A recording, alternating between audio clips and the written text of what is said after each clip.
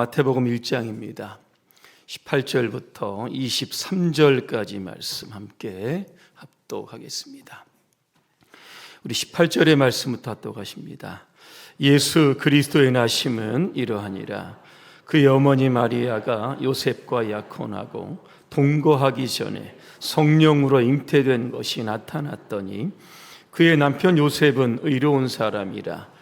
그를 드러내지 아니하고 가만히 끊고자 하여 이 일을 생각할 때에 주의 사자가 현명하여 이르되 다윗의 자손 요셉아 내 아내 마리아 데려오기를 무서워하지 말라. 그에게 잉태된 자는 성령으로 된 것이라. 아들을 낳으리니 이름을 예수라 하라. 이는 그가 자기 백성을 그들의 죄에서 구원할 자이심이라 하니라.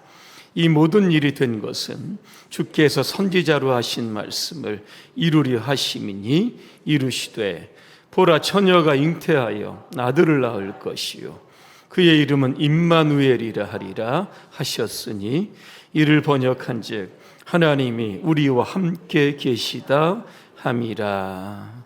아멘. 오늘 그 이름 예수라고 하는 주제로 말씀을 드리겠습니다. 할렐루야. 아멘. 여러분과 인사하겠습니다. 메리 크리스마스. 오늘은 크리스마스 날입니다. 이 크리스마스는 그리스도와 마스라고 하는 예배에 결합된 그러한 단어입니다. 예수님의 탄생을 예배하는 날, 이게 바로 성탄절입니다. 이 크리스마스를 엑스마스 이렇게 씁니다. 엑스라고 하는 것은 헬라어의 크리스토스의 약자입니다. 그리스도의 첫 번째 글자입니다. 그래서 우리가 엑스마스 이렇게 우리가 쓰기도 하고 부르기도 하는 겁니다. 몇 년 전부터 미국에서는 메리 크리스마스 이렇게 부르지 않는다고 합니다. 해피 홀리데이 이런 말을 쓴다고 합니다. 성탄절에 휴일 즐겁게 보내라.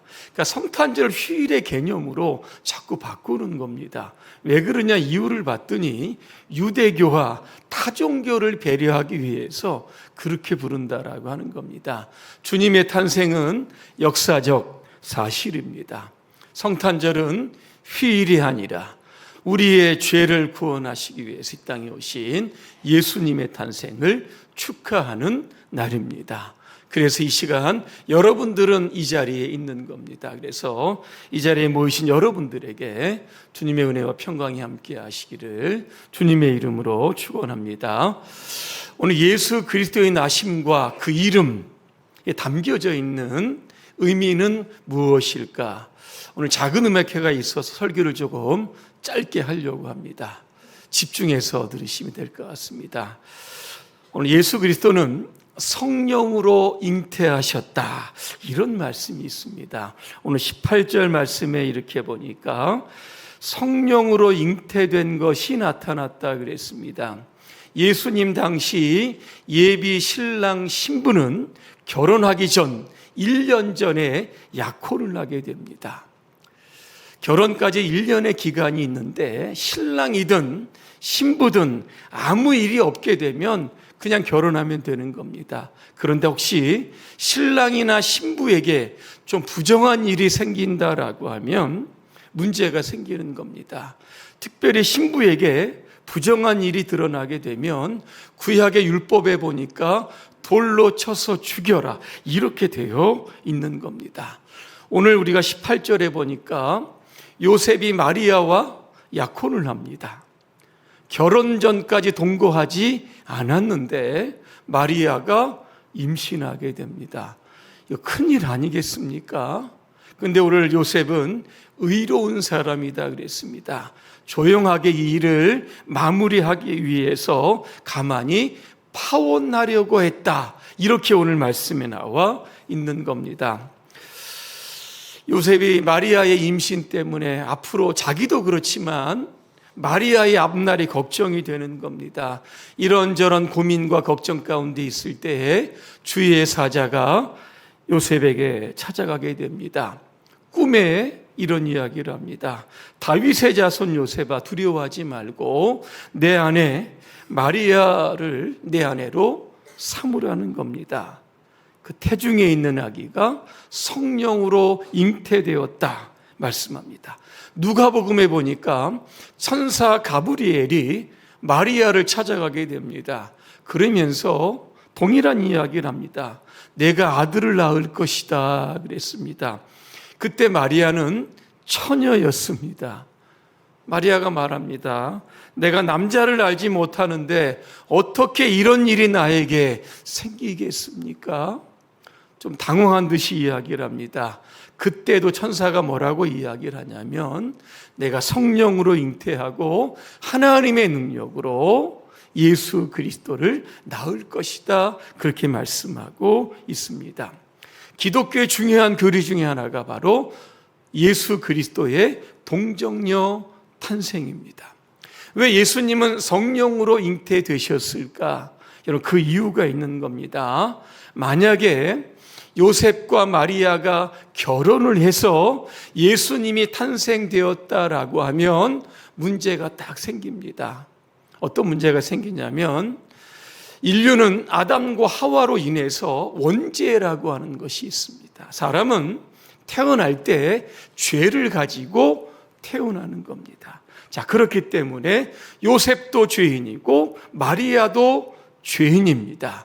둘 사이에 태어난 예수님도 죄인일 수밖에 없는 겁니다. 그러면 예수님은 이 땅에 구원할 자로 오실 것이 아니라 구원받을 자로 오시게 될 것이기 때문에 여러분 그런 겁니다. 그래서 예수님은 죄 없이 이 땅에 태어나시기 위해서 성령으로 잉태되고 하나님의 능력으로 태어나셨다, 그렇게 말씀하는 겁니다. 그래야 죄 없는 예수님이 죄 있는 인류를 위해서 구원할 수 있기 때문에 그런 겁니다. 그래서 성탄절은 예수님께서 성령으로 잉태되어 하나님의 능력으로 이 땅에 오신 날이다, 그렇게 여러분 생각하시면 됩니다. 두 번째, 예수님의 이름은 바로 예수라고 하는 뜻인데 이게 바로 구원자라고 하는 뜻이 담겨져 있습니다. 21절에 보니까 이는 그가 자기 백성을 그들의 죄에서 구원할 자이심이라 그랬습니다. 여러분, 죄가 뭡니까? 관역에서 벗어난다는 겁니다. 하나님의 관역에서 벗어나는 모든 것들은 다 죄입니다. 에덴 동산에서 하나님은 아담과 하와를 향해서 선악과 이거 따먹지 말라 그랬습니다. 그런데 하와가 그것을 먹었고 그 선악과를 아담에게 주어 먹음으로 말미암아 뭐가 생깁니까? 죄가 생기게 되었다는 겁니다. 하나님의 뜻, 하나님의 말씀, 여기에서 벗어나게 되면 그 모든 것들은 다 죄가 되는 겁니다. 자, 죄는 반드시 결과가 따라오게 됩니다. 죄의 삭은 사망입니다. 그냥 죄지어 죽게 되면 괜찮은데 두 번째 죽음이 우리에게 기다리고 있는데 이게 바로 둘째 사망입니다. 영원한 지옥에 들어가서 형벌을 받게 되는 겁니다. 계시록에 이 모든 사실이 기록되어 있습니다. 그 사람들은 이 죄의 문제를 해결하기 위해서 그동안 수없이 많은 방법들을 찾았던 겁니다. 선행을 하면 좀 의롭게 될까? 종교적인 행위를 통해서 고행을 하게 되면 거룩하게 되지 않을까? 수많은 방법들을 동원했지만 우리 안에 있는 죄성을 해결할 수는 없었던 겁니다. 왜? 모든 인간은 스스로 죄의 문제를 해결할 수 없는 겁니다. 하지만 하나님은 우리의 죄를 해결할 수 있는 방법을 가지고 계셨던 겁니다. 그분이 바로 예수 그리스도가 되십니다. 예수님께서 인류의 죄를 지시고 십자가에서 죽는 것, 이것이 바로 모든 인류가 가진 원죄, 이 죄의 문제를 해결하실 것이기 때문에 예수님은 이 땅에 오셔서 십자가를 통해서 저와 여러분의 모든 죄를 다 해결하신 겁니다. 성탄절은 어떤 날인가? 예수님이 우리의 죄를 위해서 십자가를 지시기 위해서 이 땅에 오신 날이다. 여러분 그렇게 생각하시면 되겠습니다. 세 번째, 예수님의 또 하나의 이름이 나옵니다. 바로 임마누엘입니다. 임마누엘은 임은 함께한다, 마누는 우리와, 엘은 하나님입니다.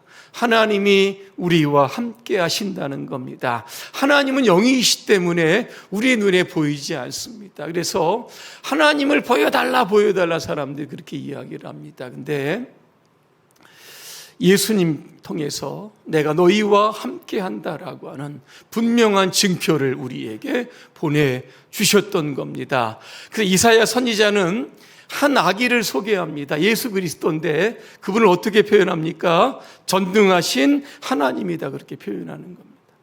하나님이신 예수님께서 육신을 입고 이 땅에 오신 날이 바로 성탄절이 되는 겁니다.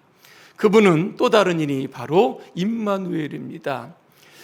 이사야 7장에 보니까 여기에 임마누엘이라고 하는 단어가 나오고 있습니다. 어떻게 이 단어가 나왔는지 좀 간략하게 그 배경을 좀 말씀드리려고 합니다. 유다 왕이었던 아하스라고 하는 사람이 있게 됩니다. 왕이 되어서 16년간을 통치하게 됩니다. 그 당시 이스라엘의 국제 정세는 굉장히 혼란스러웠습니다. 당시의 강대국이었던 아수르가 저 북쪽에서부터 남쪽으로 남하하면서 북이스라엘과 아람과 남유다를 정복하려고 했습니다. 자, 이 와중에 아수르의 남하를 막기 위해서 북이스라엘과 아람 나라가 연대를 합니다. 우리가 연합군을 형성해서 아수르를 좀 대항하자 그랬습니다. 두 나라의 힘이 좀 부족하니까 남유다도 연합하면 세 나라가 아수르를 상대할 수 있을 것이다. 그래서 이 두 나라가 이 아하스 왕에게 우리와 동맹을 맺자 이렇게 제안을 했던 겁니다. 그런데 아하스는 거절을 합니다. 당시 강대국이었던 아수르에게 적대 관계를 하기보다는 친분 관계를 맺는 것이 남유다의 국익에 도움이 되겠다, 이런 생각에서 제안을 거절하게 됩니다. 그러자 북쪽과 아람 나라가 연대를 해서 이번에는 남유다를 공격하게 되었던 겁니다. 자, 그러자 아하스와 남유다의 백성들이 두려워서 떨었다 그랬습니다. 바람에 숲이 흔들리는 것처럼 무서워 떠는 가운데 하나님께서는 이사야 선지자를 아하스 왕에게 보냅니다. 그러면서 이런 메시지를 전달합니다. 그들을 두려워하지 말라. 그들은 연기나는 부지깽이에 불과하다 그랬습니다. 부지깽이는 예전에 아궁이에 불을 지필 때 안에다 이렇게 부젓는 그런 나무 막대기를 뜻하는 겁니다. 그들은 아무것도 아니라는 겁니다. 하나님을 믿으라는 겁니다. 그러면 두려움이 떠날 것이다. 근데 아하스는 이게 믿지를 못하는 겁니다. 왜 믿지 못했을까? 보이지 않는 하나님보다 보이는 힘을 가지고 있는 아수르를 더 의지하는 것이 낫다는 겁니다. 그래서 이번에는 이사야가 또다시 아하스 왕을 찾아갑니다. 그러지 말고 하나님이 너희와 함께 하신다라고 하는 징조를 구하라고 했습니다. 지진을 구하든 천둥을 구하든 우박이 내리든지 해서 하나님이 당신과 함께 한다는 사실을 조금 믿으라고 합니다. 그럼에도 불구하고 아하스 왕이 믿지 않았다 그랬습니다. 끝까지 하나님을 불신합니다. 이사야가 너무나 화가 나서 아하스를 찾아가서 이렇게 이야기합니다. 당신은 지금 하나님을 괴롭게 하고 있다, 그렇게 이야기합니다. 그러면서 징조를 주시는데 이사야 7장 14절의 말씀입니다. 보라, 처녀가 잉태하여 아들을 낳을 것이요 그 이름을 임마누엘이라 하리라 그랬습니다. 전쟁의 위기 가운데 있습니다. 주님이 그 나라에 평화를 주실 것이다. 그 주님은 평강의 왕으로 너희 가운데 임하실 것이다. 그래서 더 이상 두려워하지 말라고 말씀하고 계시는 겁니다. 살다 보면 두려움이 찾아옵니다. 잠시 사라지는 것 같은데 더 큰 두려움이 몰려올 때도 있습니다. 특별히 구약에 보니까 하나님의 사역자들에게 이 큰 두려움이 있었습니다. 하나님이 모세를 부르십니다. 출애굽 사명 감당해라 그랬더니 못하겠다는 겁니다.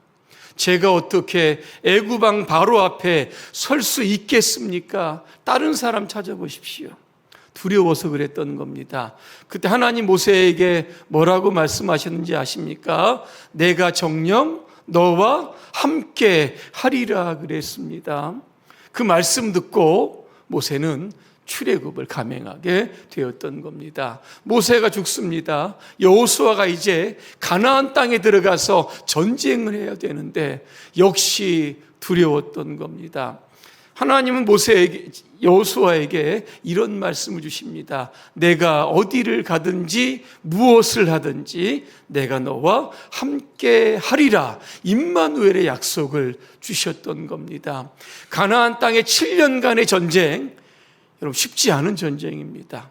목숨을 걸고 해야 하는 전쟁이지만 하나님께서 전쟁할 때마다 승리하게 하셨다는 겁니다. 여러분 다윗 아실 겁니다. 이스라엘의 두 번째 왕, 그가 왕이 되기 전까지 사울 왕에게 10여 년간 쫓김을 받았습니다. 그럴 때마다 그가 고백했던 것이 시편 23편입니다. 내가 사망의 음침한 골짜기로 다닐지라도 해를 두려워하지 않을 것은, 그 다음에 뭡니까?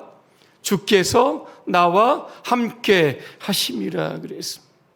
두려움 가운데, 고난 가운데 모세도 그렇고 여호수아도 그랬고 오늘 다윗도 그랬습니다. 하나님이 함께 하시면 나는 두려움도 이겨내고 강하고 담대함으로 말미암아 삶의 위기들을 얼마든지 돌파할 수 있습니다. 하나님 한 분이면 됩니다. 그렇게 고백을 했던 겁니다. 우리가 믿는 하나님, 임마누엘의 하나님은 어떤 하나님이실까? 요한 1서 4장 4절을 제가 한번 읽어드립니다. 자녀들아, 너희는 하나님께 속하였고 또 그들을 이기었나니 이는 너희 안에 계신 이가 세상에 있는 자보다 크심이라 그렇게 말씀합니다. 하나님은 크신 하나님입니다. 위대하신 하나님이시고 전능하신 하나님이 되시는 겁니다. 그 하나님이 오늘 저와 여러분들과 함께 하시는 겁니다. 예수님 마태복음 28장 20절입니다. 제자들을 세상 가운데 이제 보내십니다. 그리고 예수님은 승천하시게 됩니다. 그러면서 제자들에게 주셨던 말씀 여러분 기억하실 겁니다. 내가 세상 끝날까지 너희와 항상 함께 있으리라. 그렇게 말씀하셨던 겁니다. 성탄절은 임마누엘 하나님, 저와 여러분과 함께 하시는 그러한 축복의 날인 줄로 믿습니다. 결론입니다. 성탄절은 우리를 위해서 하나님께서 예수 그리스도 이 땅에 보내주신 날입니다. 구원의 축복을 주십니다. 두려움이 많은 세상 가운데서 임마누엘의 축복을 주시기 위해서 오신 날입니다. 그래서 우리는 온 마음을 다해서 주님의 탄생을 기뻐해야 하는 겁니다. 오늘 설교 후에 작은 음악회가 시작되게 됩니다. 많은 분들이 많은 시간을 들여서 귀한 찬양 여러분 준비했습니다. 여러 팀이 준비하시는데 하시는 분들과 또 들으시는 모든 분들 한 마음이 되어서 주님의 탄생을 마음껏 여러분 경배하시기를 주님의 이름으로 축원합니다. 기도하겠습니다. 은혜로우신 하나님, 오늘은 성탄절입니다. 우리를 위해서 이 땅에 오신 예수 그리스도를 경배하는 날입니다. 우리를 죄로부터 해방시켜 주시고 근심, 걱정, 염려, 두려움 가운데서 늘 함께 하시는 그러한 임마누엘로 오시는 그러한 주님을 늘 감사함으로 찬양하는 이 시간 되게 하여 주시옵소서. 예수님의 이름으로 기도합니다. 아멘.